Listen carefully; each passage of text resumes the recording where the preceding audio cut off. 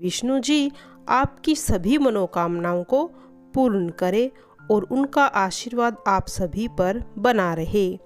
भारत में एक नरपति राजा राज्य करता था। वह बड़ा ही प्रतापी और दानी था। वह नित्य प्रतिदिन मंदिर में दर्शन करने जाता तथा ब्राह्मण और गुरु की सेवा किया करता था। इसके द्वार से कोई भी निराश होकर नहीं लौटता तथा वह प्रत्येक गुरुवार को व्रत रखता एवं पूजन करता था। हर दिन गरीबों की सहायता करता था, किंतु ये सब बातें रानी को अच्छी नहीं लगती थी। वह न व्रत करती न किसी को दमड़ी दान में देती थी तथा राजा से भी ऐसा करने के लिए मना करती थी। एक समय की बात है, राजा शिकार खेलने वन में गए। घर पर रानी और दासी थी। उस समय गुरु भगवान एक साधु का रूप धारण कर राजा के द्वार पर भिक्षा मांगने गए। तब रानी कहने लगी, हे साधु महाराज, मैं इस दान पुण्य से तंग आ गई हूँ। मेरे से घर का कार्य तो समाप्त नहीं होता। इस कार्य के लिए तो मेरे पति देव ही बहुत है। अब आप ऐसी कृपा करें कि यह सब धन नष्ट हो जाए तो मैं आराम से रह सकूं। साधु बोले, हे देवी, तुम तो बड़ी विचित्र हो। संतान और धन से कोई दुखी होता है, इसको तो सभी चाहते हैं। पापी भी पुत्र और धन की इच्छा करता है। अगर आपके पास धन अधिक है तो भूखे मनुष्य को भोजन कराओ, प्याऊ लगवाओ, ब्राह्मणों को दान दो, धर्मशाला, तालाब, कुआं, बावड़ी, बाग बगीचे आदि का निर्माण करवाओ। निर्धन मनुष्य की कुंवारी कन्याओं का ब्याह करवाओ और अनेक यज्ञ आदि धर्म करो। इस प्रकार के कर्मों से आपके कुल और आपका नाम परलोक में सार्थक होगा और स्वर्ग की प्राप्ति भी होगी। मगर रानी को इन बातों से कोई खुशी नहीं हुई। वह बोली, हे साधु महाराज, मुझे ऐसे धन की आवश्यकता नहीं जिसको और मनुष्य को दान दूं और जिसको रखने और उठाने में मेरा सारा समय बर्बाद हो जाए। साधु ने कहा, हे देवी, तुम्हारी ऐसी इच्छा है तो ऐसा ही होगा। मैं तुम्हें बताता हूँ, वैसा ही करना। बृहस्पतिवार के दिन घर को गोबर से लीपना, अपने केशों को धोना, केशों को धोते समय स्नान करना, राजा से कहना कि वह हजामत करवाए, भोजन में मांस मदिरा खाना, कपड़े धोबी के यहाँ धुलने डालना। इस प्रकार 7 बृहस्पतिवार करने से तुम्हारा धन नष्ट हो जाएगा। ऐसा कहकर साधु वहाँ से अंतर्ध्यान हो गए। रानी ने साधु के कहे के अनुसार वैसा ही किया। 3 बृहस्पतिवार ही बीते थे कि सारा धन नष्ट हो गया और भोजन के लिए दोनों तरसने लगे। सांसारिक दुखों से दुखी रहने लगे। तब राजा ने रानी से कहा कि तुम यहाँ रहो, मैं दूसरे देश जाता हूँ, क्योंकि यहाँ पर मुझे सभी मनुष्य जानते हैं, इसीलिए कोई कार्य नहीं कर सकता। देश चोरी परदेश भीख बराबर हैं। ऐसा कहकर राजा परदेश चला गया। वो वहाँ लकड़ी काट कर जंगल से लाता, शहर में बेचता। इस तरह जीवन व्यतीत करने लगा। इधर राजा के घर रानी और दासी दुखी रहने लगी। किसी दिन भोजन मिलता और किसी दिन पानी पीकर ही रह जाती। एक समय रानी और दासी के 7 दिन बिना भोजन के बीत गए तो रानी ने दासी से कहा, हे दासी, यहाँ के पास में ही मेरी बहन रहती है। वह बड़ी धनवान है। तू उसके पास जा और 5 सेर अनाज ले आ, जिससे कुछ समय के लिए हमारा गुजारा हो जाएगा। इस प्रकार रानी की आज्ञा मानकर दासी उसकी बहन के घर चली जाती है। रानी ने की बहन उस समय पूजन कर रही थी, क्योंकि उस रोज बृहस्पतिवार था। तब दासी रानी की बहन से बोली, हे रानी, मुझे तुम्हारी बहन ने भेजा है 5 सेर अनाज लाने के लिए कहा है। इस प्रकार बार बार कहा, परंतु रानी ने कुछ उत्तर न दिया, क्योंकि वह उस समय बृहस्पतिवार की कथा सुन रही थी। इस प्रकार जब दासी को कोई उत्तर नहीं मिला तो वह बहुत दुखी हो गई और क्रोध भी आया और लौटकर रानी के पास वापस आकर बोली, हे रानी, तुम्हारी बहन तो बड़ी घमंडी है। वह छोटे मनुष्य से बात नहीं करती। जब मैंने उससे कहा तो उसने कोई उत्तर भी नहीं दिया, इसीलिए मैं वापस चली आई हूँ। रानी बोली, हे दासी, इसमें उसका कोई दोष नहीं है। जब बुरे दिन आते हैं तो हमारा कोई सहारा नहीं होता। अच्छे बुरे का पता तो आपत्ति में ही पता लगता है। जो ईश्वर की इच्छा होगी वही होगा। यह सब हमारे भाग्य का दोष है। उधर उस रानी ने सोचा, मेरी बहन की दासी आई थी, परंतु मैं उससे कुछ न बोल सकी। इससे उसको बहुत दुख हुआ होगा। यह सोचकर कथा सुन भगवान विष्णु का पूजन समाप्त कर वह बहन के घर चल दी और जाकर अपनी बहन से बोली, हे बहन, जब तुम्हारी दासी आई तब मैं बृहस्पति जी की कथा सुन रही थी। जब तक कथा होती है न उठते हैं न बोलते हैं, इसीलिए मैं न बोली। कहो दासी, क्यों आई थी? रानी बोली, बहन, हमारे घर अनाज नहीं था। वैसे तुमसे कोई बात छुपी नहीं है, इसीलिए मैंने दासी को 5 सेर अनाज लाने के लिए भेजा था। रानी बोली, देखो, बृहस्पति देव सबकी मनोकामनाएं पूर्ण करते हैं। देखो, शायद तुम्हारे घर में अनाज रखा हो। इस प्रकार जब रानी ने सुना तो वह अंदर गई। वहाँ उसे एक बड़ा पात्र मिला जिसमें अनाज भरा हुआ था और रानी और दासी देखकर बहुत खुश हो गई। तब दासी कहने लगी, हे रानी, वैसे तो हमको अन्न नहीं मिलता और हम रोज व्रत ही तो करते हैं। अगर इनसे व्रत की विधि तथा कथा पूछ ली जाए तो हम भी इस व्रत को किया करेंगे। तब रानी ने अपनी बहन को बताया कि हे बहन, बृहस्पतिवार का व्रत क्यों करते हैं तथा यह व्रत कैसे करना चाहिए। रानी की बहन ने कहा, गुरु के व्रत में चने की दाल मुनक्का से विष्णु भगवान का केले की जड़ में पूजन करो, वह कहानी सुनो और पीला भोजन करो। इस प्रकार से गुरु भगवान प्रसन्न हो जाते हैं, अन्न पुत्र धन देते हैं, मनोकामना पूर्ण करते हैं।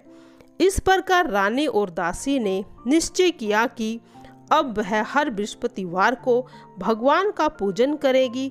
7 रोज बाद जब बृहस्पतिवार आया तो उन्होंने व्रत रखा और गुड़साल से जाकर चना और गुड़ बीन लाई तथा चने की दाल से केले की जड़ में भगवान विष्णु का पूजन किया। अब पीला भोजन कहाँ से आवे, सोचकर बेचारी बड़ी दुखी हो गई, परंतु उन्होंने व्रत किया था, इसीलिए गुरु भगवान प्रसन्न थे। वे 2 थाली में पीला भोजन लेकर आए और दासी को देकर बोले, हे दासी, यह तुम्हारे और रानी के लिए है, तुम दोनों भोजन करना। दासी भोजन पाकर प्रसन्न हुई और रानी से बोली, चलो रानी जी, भोजन कर लो। रानी को इस विषय में कुछ पता नहीं था, इसीलिए वह बोली, तू ही भोजन कर ले, तू क्यों व्यर्थ में मेरी हंसी उड़ाती है। दासी बोली, एक महात्मा दे गए हैं। रानी कहने लगी, वह भोजन तेरे लिए दे कर गए हैं, तू कर ले। दासी ने कहा, वह महात्मा हम दोनों के लिए 2 थाली भोजन दे गए हैं, इसीलिए हम दोनों साथ साथ भोजन करेंगी। इस प्रकार दोनों ने गुरु भगवान को नमस्कार कर भोजन किया। अब वे प्रत्येक बृहस्पतिवार को गुरु भगवान का व्रत और विष्णु जी का पूजन करने लगी।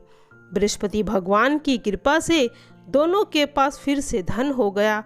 रानी फिर उसी प्रकार से आलस्य करने लगी तो दासी बोली, देखो रानी, तुम पहले भी ऐसे ही आलस्य करती थी। बड़ी मुसीबतों के बाद हमने धन पाया है, इसीलिए हमें दान पुण्य करना चाहिए। भूखे मनुष्य को भोजन कराओ, पाठशाला आदि का निर्माण कराओ, कुंवारी कन्याओं का विवाह कराओ, धन को शुभ कार्यों में खर्च करो, जिससे तुम्हारा कुल का यश बढ़ेगा, स्वर्ग प्राप्त होगा और पितर भी प्रसन्न रहेंगे। जब रानी ने इस प्रकार के कर्म करने आरंभ किए तो उनका यश काफ़ी फैलने लगा। एक दिन रानी और दासी विचार करने लगी, राजा न जाने किस प्रकार होंगे, उनकी कोई खबर नहीं है। गुरु भगवान से उन्होंने प्रार्थना की तो भगवान ने राजा को स्वप्न में कहा, हे राजा, उठ, तेरी रानी तुझको याद करती है, अपने देश को जा। राजा प्रातः उठा और सोचने लगा, स्त्री जाति खाने और पहनने की संगनी होती है, पर भगवान की आज्ञा को मानकर वो अपने नगर के लिए रवाना हुआ। इससे पूर्व जब राजा परदेश आया तो दुखी रहने लगा। वह प्रतिदिन जंगल में से लकड़ी लाता और उन्हें शहर में बेचकर अपना जीवन व्यतीत करता था। एक दिन राजा अपनी पुरानी बातों को याद करके दुखी होकर रोने लगा। तब बृहस्पति देव एक साधु का रूप धारण कर आए और राजा के पास आकर बोले, हे लकड़हारे, तुम इस जंगल में किस चिंता में डूबे हुए हो, मुझे बताओ। यह सुन राजा की आंखों में आंसू भर आए और साधु की वंदना कर बोला, हे प्रभु, आप सब कुछ जानने वाले हो। इतना कह साधु को अपनी सारी व्यथा बतला दी। महात्मा दयालु होते हैं, उससे बोले, हे राजा, तुम्हारी स्त्री ने बृहस्पति देव का अपमान किया था, इसी कारण तुम्हारी यह दशा हुई है। अब तुम किसी प्रकार की चिंता मत करो, भगवान तुम्हें पहले से भी अधिक धन देंगे। देखो, तुम्हारी स्त्री ने गुरुवार का व्रत आरंभ किया है। अब तुम मेरा कहा मानो, बृहस्पतिवार का व्रत करके चने की दाल गुड़ जल के लोटे में डालकर केले की जड़ की पूजा करो, कथा कहो और सुनो। भगवान तुम्हारी सभी मनोकामनाओं को पूर्ण करेंगे। साधु को देख राजा बोला, हे प्रभु, लकड़ियाँ बेचकर मुझे इतना पैसा नहीं मिलता जिससे भोजन करने के बाद कुछ बचा सकूं। मैंने रात्रि को ही अपनी रानी को व्याकुल देखा है। मेरे पास कुछ भी नहीं है जिससे उसकी खबर मांग सकूं, और कौन सी कहानी कहूं यह भी मुझे मालूम नहीं। साधु ने कहा, हे राजा, तुम किसी बात की चिंता मत करो। बृहस्पतिवार के दिन तुम रोजाना की तरह लकड़ियां लेकर शहर जाओ। तुम्हें रोज से भी दुगना धन प्राप्त होगा, जिससे तुम भली भांति भोजन कर लोगे और बृहस्पति देव की पूजा का सामान भी आ जाएगा। और फिर उसके बाद बृहस्पति देव की कथा भी कहना। इस तरह कहानी कहकर साधु देवता वहाँ से लोप हो गए। धीरे धीरे समय गुजरने पर फिर बृहस्पतिवार का दिन आया। राजा जंगल से लकड़ी काटकर शहर में बेचने गया। उस दिन उसे और दिनों से भी अधिक धन मिला, जिससे राजा ने चना गुड़ आदि लाकर गुरुवार का व्रत किया। उस दिन से उसके सभी दुख दूर हुए। परंतु जब दूसरा गुरुवार आया तो वह व्रत करना भूल गया। इस कारण बृहस्पति देव नाराज हो गए। उस दिन उस नगर के राजा ने विशाल यज्ञ का आयोजन किया तथा शहर में यह घोषणा करवाई थी, यदि कोई मनुष्य अपने घर में भोजन न बनावे, समस्त जनता मेरे यहाँ भोजन करने आए। इस आज्ञा को जो न मानेगा उसे फांसी की सजा दी जाएगी। इस तरह उस राजा की आज्ञा अनुसार सभी लोग भोजन करने आए, लेकिन लकड़हारा कुछ देर से पहुंचा। इसीलिए राजा उसको अपने महल में ले गए और भोजन करा रहे थे। रानी की नज़र उस खूंटी पर पड़ी जिस पर उसका हार लटका हुआ था। वह वहां दिखाई नहीं दिया। राजा ने निश्चय किया कि मेरा हार जरूर इस मनुष्य ने चुराया है। उसने सैनिकों को बुलाकर लकड़हारे को जेल खाने में बंद करवा दिया। एक दिन राजा जेल खाने में दुखी होकर विचार करने लगा कि कौन से पूर्व जन्मों के कर्म में मुझे यह दुख प्राप्त हुआ है, और साधु को याद करके जो उसे जंगल में मिला था। अचानक उसी समय बृहस्पति देव साधु के रूप में प्रकट हुए और उसकी दशा देखकर कहने लगे, अरे मूर्ख, तुझे बृहस्पतिवार की कथा नहीं कही, इस कारण तुझे यह दुख प्राप्त हुआ है।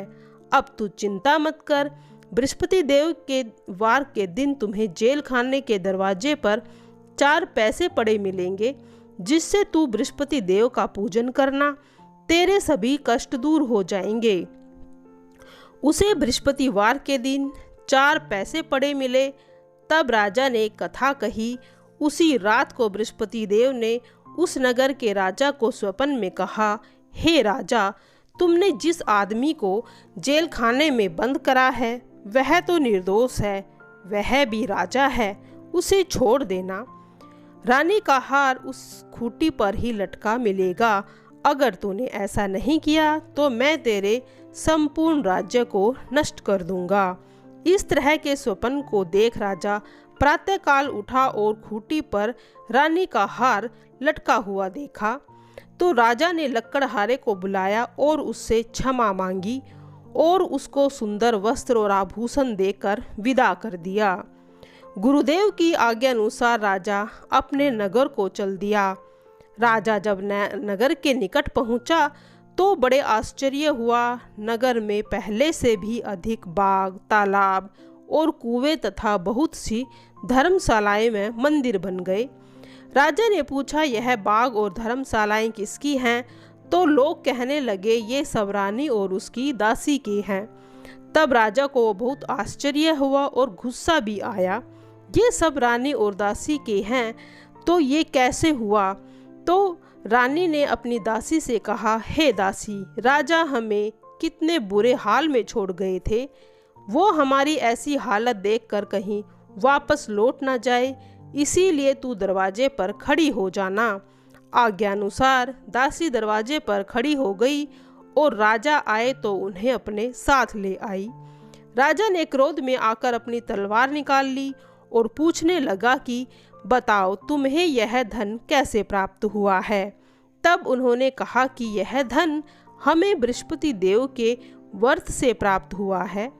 राजा ने निश्चय किया कि 7 रोज बाद तो सभी बृहस्पतिवार का बृहस्पति देव के दिन पूजन करते हैं, लेकिन मैं तो रोजाना दिन में 3 बार कहानी कहूँगा और रोज व्रत किया करूँगा।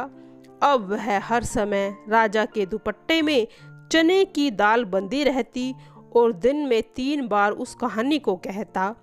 एक रोज राजा ने विचार किया कि चलो अपनी बहन के यहाँ हो आऊं। यह निश्चय कर राजा घोड़े पर सवार हो अपनी बहन के पास चल दिया। रास्ते में उसने देखा कि कुछ आदमी एक मुर्दे को ले जा रहे हैं। उन्होंने रोककर राजा ने कहा, अरे भाई, मेरी बृहस्पतिवार की कहानी सुन लो।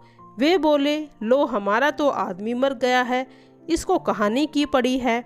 लेकिन कुछ आदमी बोले, कहो, तुम्हारी कहानी सुनेंगे। राजा ने दाल निकाली, कथा कहने लगा। कथा आधी ही हुई थी तो मुर्दा हिलने लगा। कथा समाप्त हुई तो राम राम करके खड़ा हो गया। आगे चला तो उसे किसान खेत में हल चलाता मिला। राजा ने उससे कहा कि अरे भाई, मेरी बृहस्पतिवार की कथा को सुन लो। किसान बोला, जब तक तेरी कथा सुनूंगा तब तक तो 4 हरिया खेत जोत लूँगा। जा अपनी कथा किसी और को सुनाना। राजा आगे चल दिया। राजा के जाते ही बैल पछाड़ खा कर गिर पड़े और किसान के पेट में जोर से दर्द होने लगा। उस समय उसकी माँ रोटी लेकर आई। उसने यह देखा तो पुत्र ने सारा हाल अपनी माँ को बता दिया। तब बुढ़िया दौड़ी दौड़ी उस राजा के पास गई और बोली, मैं तेरी कथा सुनूंगी, पर तू मेरे खेत में चलकर कह। राजा ने बुढ़िया के खेत में जाकर कथा कही, जिसके सुनते ही बैल खड़े हो गए और किसान का पेट भी दर्द बंद हो गया। अब राजा अपनी बहन के घर गया। बहन ने उसकी बड़ी ही मेहमानी की। दूसरे दिन राजा उठा तो उसने कहा कि देखो, क्या सब लोग भोजन कर रहे हैं? राजा ने अपनी बहन से कहा कि ऐसा कोई मनुष्य नहीं जिसने भोजन न किया हो, वो मेरी बृहस्पति देव की कथा को सुन ले। बहन बोली, भैया यह देश ऐसा ही है, यहाँ लोग पहले भोजन करते हैं, बाद में अन्य कार्य करते हैं। अगर कोई पड़ोस में हो तो देखूं। ऐसा कहकर देखने चली गई, परंतु कोई भी व्यक्ति ऐसा नहीं मिला जिसने भोजन नहीं किया था। वह कुम्हार के घर गई जिसका लड़का बीमार था। उसे मालूम हुआ वह 3 रोज से भूखा था, क्यों और उसने भोजन नहीं किया था। उसने वहां जाकर बृहस्पति देव की कथा कही, जिसे सुनकर उसका लड़का ठीक हो गया, जिससे राजा की प्रशंसा होने लगी। एक रोज राजा ने अपनी बहन से कहा, हे बहन, हम अपने घर जाएंगे, तुम भी तैयार हो जाओ। बहन ने अपनी सास से कहा। सास ने कहा कि तू चली जा, पर अपने बच्चे को मत ले जाना, क्योंकि तेरी भाई की तो कोई औलाद ही नहीं है। बहन ने राजा से कहा, भैया मैं चलूँगी, पर बालक नहीं जाएंगे। राजा बोला, जब बालक ही नहीं चलेगा तो तू क्या करोगी। दुखी मन से राजा अपने नगर में लौट आया।